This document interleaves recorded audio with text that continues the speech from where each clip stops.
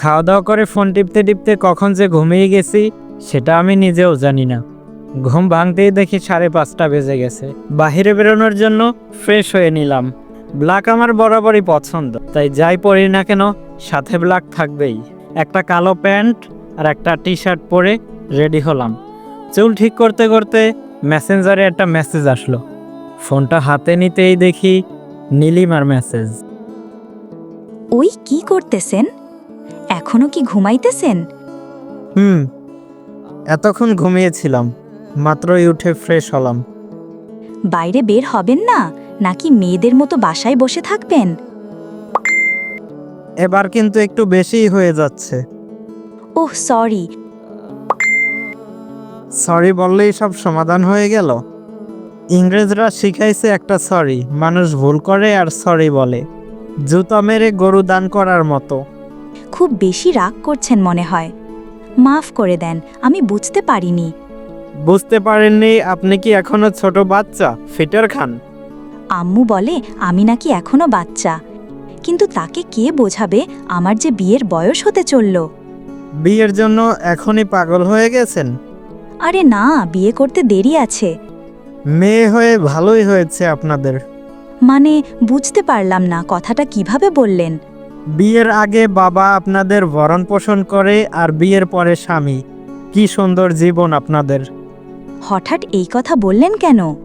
থাক, এত কিছু না জানলেও চলবে। আচ্ছা, আপনি কই আছেন? এই তো বাসা থেকে বের হলাম। প্রতিদিন যেখানে বসেন সেখানে আজ আসবেন না? আচ্ছা, সত্যি করে বলেন তো কে আপনি?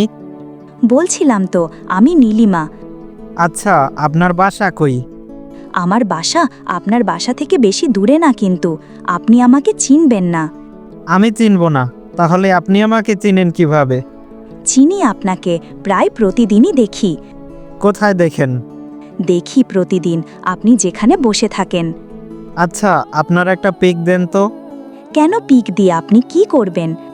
আপনার জন্য ছেলে খুঁজবো। আপনার খুঁজতে হবে না, আমারটা আমি নিজেই খুঁজে নিতে পারি।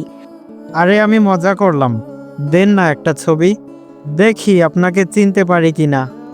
আপনি আমাকে দেখলেও চিনবেন না, কারণ আপনি আমাকে কখনো দেখেন নাই। কোথাও না কোথাও, কখনো না কখনো দেখতেও তো পারি। তা হয়তো দেখে থাকবেন, কিন্তু আমার চেহারা কখনো দেখেননি। আর তাছাড়া আমি আমার ছবি তুলি না। ও বাবারে, পর্দা করেন নাকি? পর্দা করে কিনা জানি না, কিন্তু চেষ্টা করি। ও ভালো। আচ্ছা, আপনি সবসময় কালো ড্রেস পরেন কেন? বেশিরভাগ সময় দেখি আপনি কালো ড্রেস পরেন। কালো আমার পছন্দ, তাই আমি সবসময় কালো ড্রেস পরি, আমার ভালো লাগে। কালো ড্রেস পরলে আপনাকে কিন্তু অনেক সুন্দর লাগে। হয়েছে, এত প্রশংসা করা লাগবে না। আমি মেয়ে না যে প্রশংসা করলে পটে যাব। আমি কি আপনাকে পটানোর চেষ্টা করতেছি? সেটা তো আপনিই ভালো জানেন। আচ্ছা বলেন তো, আপনি আমাকে কিভাবে দেখেন প্রতিদিন? আমি যখন কোচিং করতে যাই তখন দেখি আপনাকে। আপনি তো সবসময় ওই ব্রিজের উপরে বসে থাকেন। আপনি কোন কোচিংয়ে পড়েন? আমি স্বপ্ন কোচিং সেন্টারে পড়ি। রাইসা নামে কাউকে চেনেন? চিনি তো, আপনার ছোট বোন। আপনি আর রাইসা কি একই ক্লাসে পড়েন? হ্যাঁ, রাইসা আর আমি একই ক্লাসে পড়ি। আচ্ছা, একটা কথা বলবো? বলেন, কি বলবেন? আমি তো আপনার থেকে ছোট, আমাকে আপনি তুমি বা তুই করে বলেন। কেন, আপনি বললে কি সমস্যা? আপনি বলাটা কি খারাপ? খারাপ না, কিন্তু আমি আপনার থেকে ছোট। আমি তো আপনাকে চিনিও না। তাছাড়া আমি আমার অপরিচিত কাউকে আপনি ছাড়া কথা বলি না। আচ্ছা, রাইসার সাথে তো আমাদের বাসায় ওর অনেক বান্ধবী আসে, আপনি কখনো আসেন নাই?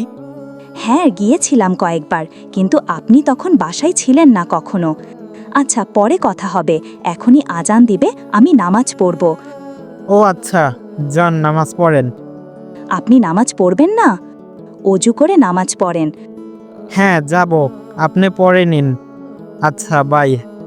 আপনি নামাজ পড়েন কিনা সেটা আমার ভালোভাবেই জানা আছে। বাই, ভালো থাকবেন। কিছুক্ষণের মধ্যেই আজান দিয়ে দিল। আমিও খানিকক্ষণ বসে থেকে বাসার দিকে হাঁটতেছিলাম। মনের ভিতরে হাজারো প্রশ্ন ঘুরপাক খাচ্ছে। কে এই নীলিমা? আমার ব্যাপারে এত কিছু জানে, অথচ আমি তাকে চিনিও না। তাহলে ও কি আমার পরিচিত কেউ? আমার সাথে পরিচয় গোপন করে কথা বলতেছে। হঠাৎই মনে পড়ল রাইসা আর নীলিমা তো একই ক্লাসে পড়ে। তাহলে রাইসার কাছ থেকেই সব কিছু জানা যাবে নীলিমার ব্যাপারে। এসব ভাবতে ভাবতেই বাসায় পৌঁছে গেলাম। বাসায় ঢুকেই আম্মুকে জিজ্ঞেস করলাম, আম্মু রাইসা কই? আম্মু বলল, কেন, ও আবার কি করলো? আমি বললাম, না কিছু না। ও কি কোচিং থেকে এসেছে? বলল, হ্যাঁ এসেছে, দেখ রুমেই আছে।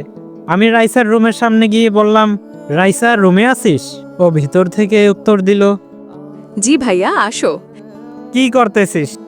এই তো বই পড়তেছিলাম। কি ব্যাপার ভাইয়া, তুমি আমার রুমে আসলে কিছু লাগবে নাকি? অবাক হলি মনে হয়। আমি কি তোর রুমে আসতে পারি না? এমনিতে তোকে তো সময় দেওয়া হয় না, তাই আসলাম। তোর লেখাপড়ার কি অবস্থা? কোনো সমস্যা আছে? কিছু লাগলে বলিস। হ্যাঁ ভাইয়া, লেখাপড়া ঠিক মতোই চলে, কোনো সমস্যা নেই। এবার আমি আমার সর্বোচ্চটা দিয়ে ট্রাই করব। দেখিস বোন, এবার কিন্তু তোকে ক্লাসের প্রথম হতেই হবে। তোমার বোন না আমি, ক্লাসের প্রথম আমাকে হতেই হবে। এই নে, টাকাটা রাখ, লাগলে আবার চেয়ে নিস। টাকা কেন লাগবে না আমার টাকা? তুই স্কুলে আসা যাওয়া করিস, রেখে দে। স্কুলে যাওয়ার সময় আম্মু তো দেয়। আরে ভাইয়া তুমি রাখো, তোমার পকেট খরচ লাগবে তো। আচ্ছা, তোর যখন লাগবে চেয়ে নিস কিন্তু। আমার যখন লাগবে আমি চেয়ে নেব। আচ্ছা সত্যি করে বলো তো, কি মতলবে এসেছো? আরে কি বলতেছিস? তোর কাছে আবার কি মতলবে আসবো? তুমি তো ঠিকমতো আমার সাথে কথা বলো না, আর আমাকে এখন টাকা দিতেছো, আমার খোঁজ খবর নিতেছো। কাহিনী কি ভাইয়া? আরে পাগলি বোনটা আমার, শুধু মাথায় উল্টোপাল্টা চিন্তা, তাই না? ঠিকমতো লেখাপড়া কর। তুই তোর ভাইয়াকে চিনিস না? ঠিক আছে ভাইয়া, তোমাকে কি চা করে দেব? না লাগবে না, তুই পড়। আমার লাগলে আমি আম্মুর কাছে চেয়ে নেব। আচ্ছা ভাইয়া, কিছু লাগলে বইলো কিন্তু। ঠিক আছে, কিছু লাগলে বলবো। তুই এখন ঠিকমতো পড়ালেখা কর। এই বলে আমি আমার রুমে চলে গেলাম। নীলিমার ব্যাপারে আর জিজ্ঞেস করা হলো না। এই রাইসাটাও না বড্ড চালাক হয়ে গেছে। আজ জিজ্ঞেস করতে পারিনি তো কি হয়েছে, অন্য একদিন ঠিকই জেনে নেব। যাই হোক, জানতে তো আমাকে হবেই কে এই Nilima. So, hello viewers. Next part coming soon. Thanks for watching this video. I hope you like the story. Please subscribe this channel.